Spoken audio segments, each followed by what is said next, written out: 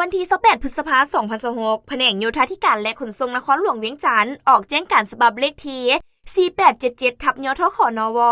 เรื่องหลีกเลี่ยงการสัญจรชั่วคราวบางเส้นทางในช่วงการจัดงานมหกรรมแลนด์มาราธอน Run for Our Forest and Clean Air ประจำปี 2026อยู่นครหลวงเวียงจันทน์ว่าในระหว่างวันที่29 พฤษภาคม วันที่ 1 มิถุนายน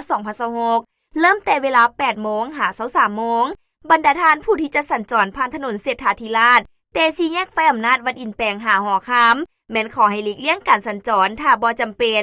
กรณีประชาชนที่อาศัยอยู่เขตถนนเศรษฐาธิราชจะเข้าออกในขอบเขตดังกล่าวแม้จะมีเจ้าหน้าที่ตำรวจจราจรให้การแนะนำอำนวยความสะดวกให้และขอให้พ่อแม่ประชาชนในเขตดังกล่าวจอดรถของตนไว้ด้านนอกขอบเขตนอกเส้นทางดังกล่าวด้วยความเหมาะสมเฉพาะรถเมล์ BRT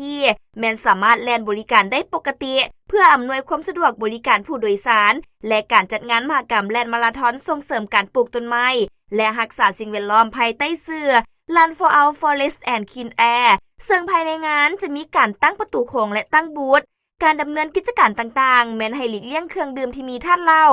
เฉพาะวันที่31 พฤษภาคม 2026เวลา 14 โมงหา 20 โมงให้บรรดาทานผู้นำใช้รถใช้ถนนหลีกเลี่ยงเพิ่มบางเส้นทางที่นำใช้เข้าในกิจกรรมแลนด์มาราธอนคือถนนเศรษฐาธิราชถนนลานสร้างถนนเจ้าฟ้างุมและถนนคุณบูลมซึ่งขบวนการแล่นจะออกจากจุดสวนน้ำพุถนนเศรษฐาธิราชลงมาหาหอคำเข้าถนนลานสร้างไปอ้อมอยู่วงเวียนประตูไซกลับมาหอคำเลี้ยวซ้ายฮอดสี่แยกไฟอำนาจมโหสถเลี้ยวขวาเข้ามาถนนเจ้าฟ้างุมฮอดวงเวียนหน้าโรงแรมอมรินทร์เลี้ยวขวาไปฮอดสี่แยกไฟอำนาจวัดอินแปลงเลี้ยวขวาเข้าถนนเศรษฐาธิราชสิ้นสุดอยู่จุดน้ำพุเพื่ออำนวยความสะดวกให้กับผู้ขับขี่ที่มาแต่ทางสีไข่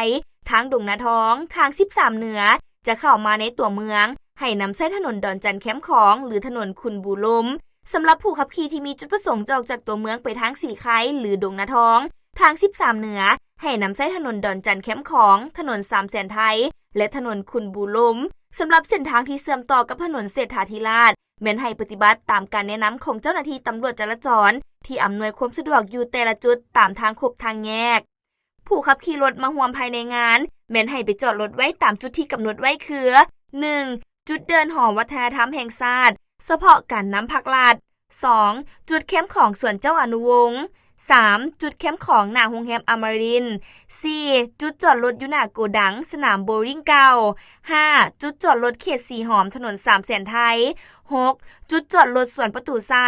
7. จุดจอดรถหน้าแผนกโยธาธิการและขนส่งนครหลวงเวียงจันทน์สถานที่จอดรถที่ห่างไกลกับงานจะมีรถเมล์ BRT รับใช้บริการขนส่งโดยบ่ได้เสียค่าใช้จ่าย